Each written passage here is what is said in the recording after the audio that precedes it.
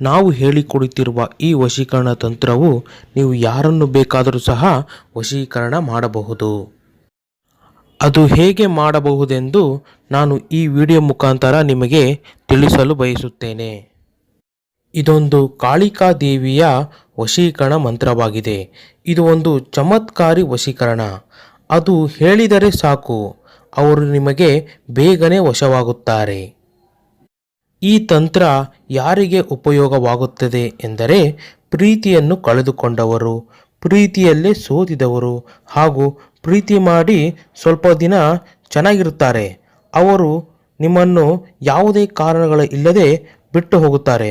ಅದು ಒಂದು ಹುಡುಗನೂ ಆಗ್ಬೋದು ಅಥವಾ ಹುಡುಗಿ ಆಗಬಹುದು.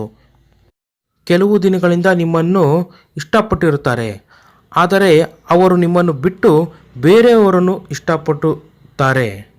ಅಂತಹ ವ್ಯಕ್ತಿಗಳನ್ನು ನೀವು ಸಂಪೂರ್ಣವಾಗಿ ನಿಮ್ಮ ಕಂಟ್ರೋಲಲ್ಲಿ ಇಡಲು ಈ ವಶೀಕರಣ ತಂತ್ರವನ್ನು ಮಾಡಿದರೆ ಸಾಕು. ಈ ಒಂದು ಮಂತ್ರವನ್ನು ಹೇಳಿಕೊಡುತ್ತೇನೆ. ಇದೊಂದು ಕಾಳಿಕಾ ದೇವಿಯ ಮಂತ್ರವಾಗಿದೆ. ಈ ವಶೀಕರಣ ತಂತ್ರವು ಯಾರು ಬೇಕಾದರೂ ಸಹ ಮಾಡಬಹುದು. ಉದಾಹರಣೆಗೆ ಅತ್ತೆ ಮಾವ, ಅತ್ತೆ ಸೊಸೆ ಹಾಗೂ ಪ್ರತಿಯೊಬ್ಬರೂ ಸಹ. ಕೆಲವರು ಮಕ್ಕಳು ಮಾತು ಕೇಳದೇ ಇದ್ದರೆ, ಅವರು ದಾರಿ ತಪ್ಪಿದರೆ ಅಂಥವರು ಸಹ ಈ ತಂತ್ರವನ್ನು ಮಾಡಬಹುದು. ಈ ತಂತ್ರವನ್ನು ಮಾಡಿದರೆ ಅವರು ಸಂಪೂರ್ಣವಾಗಿ ನಿಮ್ಮ ಕಂಟ್ರೋಲಲ್ಲೇ ಇರುತ್ತಾರೆ. ಈ ಒಂದು ಮಂತ್ರವು ಅದ್ಭುತ, ಶಕ್ತಿಶಾಲಿ ಹಾಗೂ ಪ್ರಭಾವಶಾಲಿ. ಇದನ್ನು ಒಳ್ಳೆಯದಕ್ಕಾಗಿ ಉಪಯೋಗಿಸಬೇಕೇ ಹೊರತು ಯಾವುದಕ್ಕೂ ಕೆಟ್ಟದಕ್ಕಾಗಿ ಉಪಯೋಗಿಸಬಾರದು. ಅದಕ್ಕೂ ಮುಂಚೆ ನಮ್ಮ ಚಾನೆಲನ್ನು ಸಬ್ಸ್ಕ್ರೈಬ್ ಮಾಡಿ, ಲೈಕ್ ಮಾಡಿ ಹಾಗೂ ಶೇರ್ ಮಾಡಿ.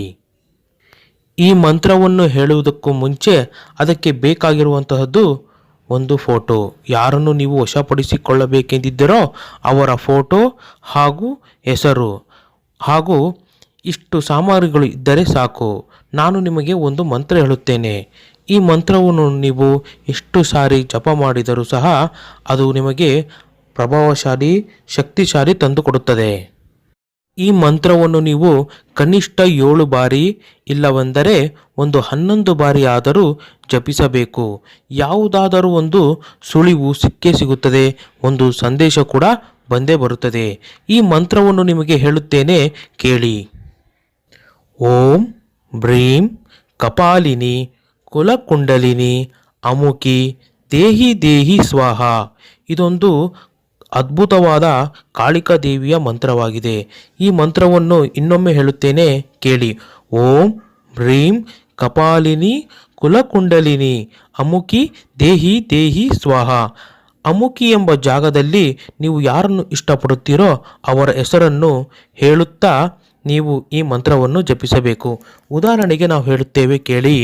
ಓಂ ಬ್ರೀಂ ಕಪಾಲಿನಿ ಕುಲಕುಂಡಲಿನಿ ಅಮುಕಿ ಜಾಗದಲ್ಲಿ ಯಾವುದಾದರೂ ಒಂದು ಸ್ತ್ರೀಯ ಹೆಸರು ನೋಡಿ, ವನಜ ದೇಹಿ ದೇಹಿ ಸ್ವಾಹ. ಇನ್ನೊಮ್ಮೆ ಹೇಳುತ್ತೇನೆ, ಓಂ ಬ್ರೀಂ ಕಪಾಲಿನಿ ಕುಲಕುಂಡಲಿನಿ ವನಜ ದೇಹಿ ದೇಹಿ ಸ್ವಾಹ.